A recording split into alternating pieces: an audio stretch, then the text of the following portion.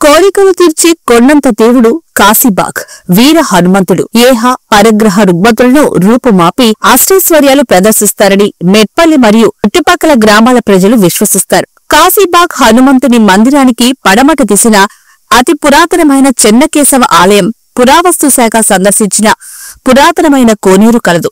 దట్టమైన చెట్ల మధ్య రావి చెట్టు కింద పూర్వీకులు హనుమాన్ విగ్రహాన్ని నెలకొల్పి పూజలు నిర్వహించేవారని వృద్ధులు నేటికి చెప్పుకోవడం విశేషం. కాలక్రమమైన విగ్రహానికి మందిరాన్ని దాతల సహకారంతో నిర్మించారు.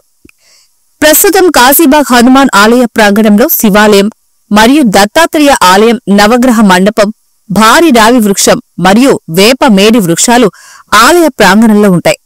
1991-92 సంవత్సరంలో 5 స్వాములతో హనుమాన్ దీక్ష ప్రారంభించారు.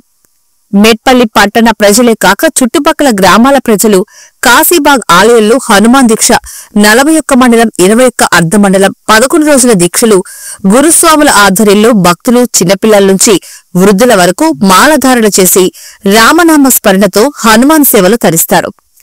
కాశీబాగ్ ఆలయ అర్చకులు విధమౌళి శర్మ ఆధ్వర్యంలో సూర్యోదయ పూర్వం మరియు సూర్యాస్తమయం తర్వాత స్వామివారికి నైవేద్య హారతి అత్యంత కమనీయంగా కన్నుల పండుగగా నిర్వహిస్తారు.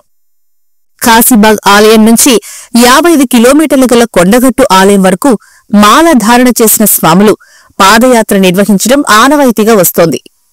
పట్టణ ప్రముఖులు, గురుస్వాములు, దీక్షా స్వాములు, ప్రజలు కాశీబాగ్ ఆలయ అభివృద్ధికి తోడ్పాటును అందిస్తారు.